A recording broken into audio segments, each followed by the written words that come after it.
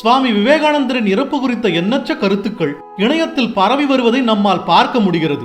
அவர் cancer நோயால் பாதிக்கப்பட்டு இருந்தார், காமத்தை அடக்கியதால் இருந்தார், ஆஸ்துமா மற்றும் சர்க்கரை நோயால் பாதிக்கப்பட்டு இருந்தார்.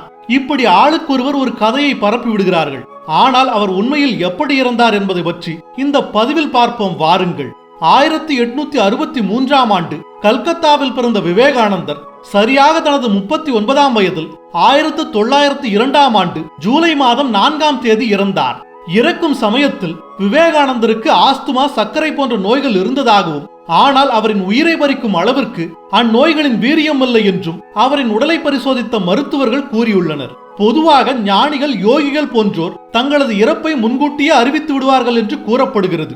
அதே போலதான் சுவாமி விவேகானந்தரும் தனது இறப்பு குறித்த தகவலை தான் இறப்பதற்கு சில வருடங்களுக்கு முன்பே சுவாமி ராமகிருஷ்ணரின் சீடர்களுள் ஒருவரான சுவாமி அபேனந்தாவிடம் கூறியுள்ளார். அதை கேட்டு அதிர்ச்சியடைந்த சுவாமி அபேனந்தா, நீங்கள் இறப்பு குறித்தெல்லாம் இப்போது நினைக்கவே கூடாது, அதற்கான வயதும் இதுவல்ல என்று கூறியுள்ளார். உடனே விவேகானந்தர் கூறியுள்ளார், நாளுக்கு நாள் என்னுடைய ஆன்மா பெரிதாகிக் கொண்டே போகிறது. ஒரு கட்டத்திற்கு மேல் என்னுடைய ஆன்மா இந்த உடலில் இருப்பது கடினம்.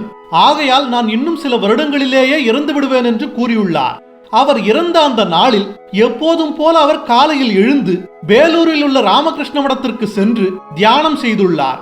அதன் பிறகு மாலை 7 மணி அளவில் தன்னுடைய அறைக்குள் சென்ற அவர் தன்னை யாரும் தொந்தரவு செய்யாதபடி பார்த்துக் கொள்ளுமாறு தன்னுடைய சீடர்களிடம் கூறியுள்ளார்.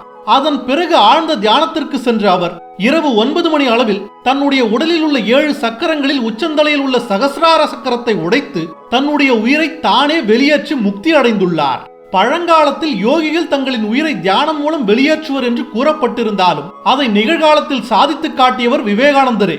அவரின் இறப்பிற்கு பிறகு அவருடைய உடலை ஆய்வு செய்த மருத்துவர்கள் அவரின் மூளை நரம்புகள் வெடித்து அவர் இறந்துள்ளதாக தெரிவித்துள்ளனர். ஒரு சாதாரண மனிதனால் தன்னுடைய மூளை நரம்புகளை தானே வெடிக்கச் செய்ய இயலாது என்றும், கடுமையான தியானத்தை மேற்கொள்ளும் ஒருவரால் மட்டுமே சகசிரார சக்கரத்தை உடைத்து இது போன்ற செயல்களை செய்ய இயலும் என்று விவேகானந்தரின் சீடர்கள் கூறுகின்றனர். இந்தியாவின் மிகச்சிறந்த ஞானிகளில் ஒருவரான விவேகானந்தரின் இறப்பு இப்படித்தான் இருந்ததே தவிர அவர் நோயால் பாதிக்கப்பட்டோ அல்லது காமத்தை கட்டுப்படுத்தியதாலோ இறக்கவில்லை என்பதே உண்மை. இது போன்ற வரலாறு சார்ந்த வேறு ஏதாவது தகவல்களை நீங்கள் பெற வேண்டும் என்று எண்ணினால் கமெண்டில் தெரிவிக்கவும். நன்றி, வணக்கம்.